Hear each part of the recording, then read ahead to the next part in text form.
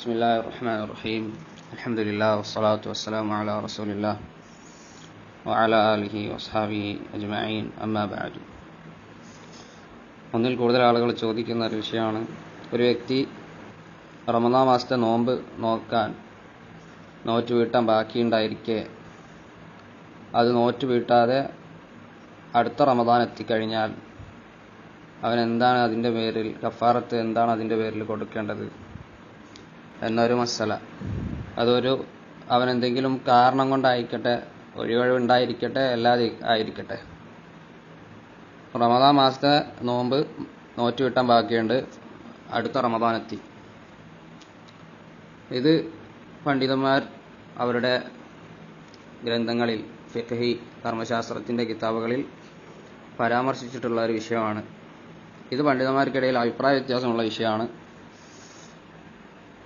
ഇതിൽ ശരിയായ അഭിപ്രായം എന്ന് പറയുന്നത്, അവന് ഖദാ വീട്ടുക, ബാക്കിയുള്ളത് ഖദാ വീട്ടുക, അവൻ്റെ മേൽ എന്തില്ല, ഫിദിയ നിർബന്ധമില്ല. കാരണം അല്ലാഹു സുബ്ഹാനഹു വ തആല ഖുർആനിൽ പറഞ്ഞിട്ടുള്ളത് ഫഇദ്ദത്തും മിൻ അയ്യാമിൻ ഉഖർ എന്നാണ്. ഫമൻ കാന മിൻകും മരീദൻ ഔ അലാ സഫറിൻ ഫഇദ്ദത്തും മിൻ അയ്യാമിൻ ഉഖർ. ആരെങ്കിലും നിങ്ങളിൽ നിന്ന് യാത്രക്കാരനാവുകയോ അല്ലെങ്കിൽ യാത്രയിലാവുകയോ അല്ലെങ്കിൽ രോഗിയാവുകയോ ചെയ്തു കഴിഞ്ഞാൽ ഫഅഫ്തറ, അതിനുശേഷം അവൻ നോമ്പ് മുറിക്കുകയും ചെയ്തു കഴിഞ്ഞാൽ ഫഇദ്ദത്തും മിൻ അയ്യാമിൻ ഉഖർ, അവനെ എത്രയാണ് അവൻ നോമ്പ് മുറിച്ചിട്ടുള്ളത് അത്രയും എന്ത് ചെയ്യണം, അവൻ നോറ്റ് വീട്ടേണ്ടതാണ്, നോമ്പെടുത്ത് വീട്ടേണ്ടതാണ്. അപ്പോൾ അല്ലാഹു സുബ്ഹാനഹു വ തആല ഇവിടെ എന്ത് പറഞ്ഞിട്ടില്ല, അവൻ്റെ മേൽ ഫിദിയ ഉണ്ട് എന്ന് പറഞ്ഞിട്ടില്ല, കഫാറത്ത് ഉണ്ട് എന്ന് പറഞ്ഞിട്ടില്ല.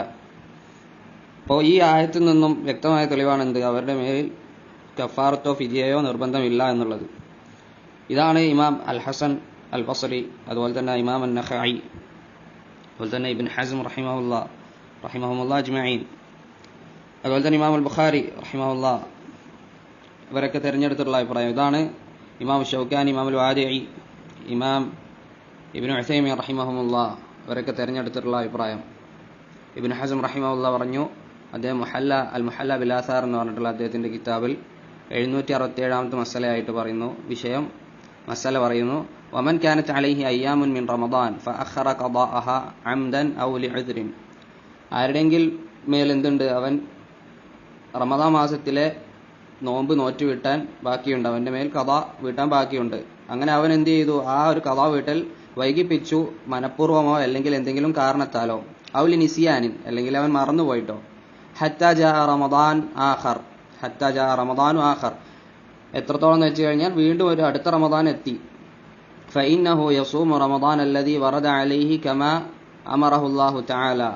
അപ്പോൾ അവൻ അവിടെ എന്താണ് ചെയ്യേണ്ടത്, അവന് വന്നു കഴിഞ്ഞാൽ, ഇപ്പോൾ അടുത്ത റമദാൻ എത്തിക്കഴിഞ്ഞാൽ ആ റമദാൻ മാസത്തിൽ നോമ്പ് നോറ്റ് വീട്ടുക, അതായത് ആ നോമ്പ് എന്ത് ചെയ്യുക, അവൻ നോൽക്കുക. റമദാൻ മാസം വീണ്ടും എത്തിക്കഴിഞ്ഞാൽ അവൻ ആ സമയത്തുള്ള ഇപ്പോൾ വന്നിട്ടുള്ള റമദാൻ എന്ത് ചെയ്യുക, അവന് നോൽക്കുക, ആ മാസത്തിലെ നോമ്പ് എന്ത് ചെയ്യുക, നോൽക്കുക, അള്ളാഹു അവനോട് കൽപ്പിച്ചതുപോലെ. ഇതാണ് ഇതിൽ ശരിയായിട്ടുള്ള അഭിപ്രായം. അവന്റെ മേൽ എന്തില്ല, അവൻ ഫിദിയ കൊടുക്കേണ്ടതോ കഫാറത്ത് കൊടുക്കേണ്ടതല്ലോ. പക്ഷേ ഈ വിഷയത്തിൽ പണ്ഡിതന്മാർ നസീഹത്ത് ചെയ്യുന്നതാണ്, അവരുപദേശിക്കുന്നതാണ്, ഒരു വ്യക്തിക്ക് അവൻ അള്ളാഹുവിന് കടമുണ്ടായിരിക്കെ, അള്ളാഹുവിന് ഈ നോമ്പായിക്കോട്ടെ അല്ലെങ്കിൽ നേർച്ചയായിക്കോട്ടെ, എന്തൊക്കെ കാര്യങ്ങൾ ഉണ്ടായിക്കോട്ടെ, അതൊക്കെ എത്രയും പെട്ടെന്ന് അവൻ എന്ത് ചെയ്യണം, നോറ്റ് വീട്ടാൻ അവൻ എന്ത് ചെയ്യണം, ശ്രമിക്കണം.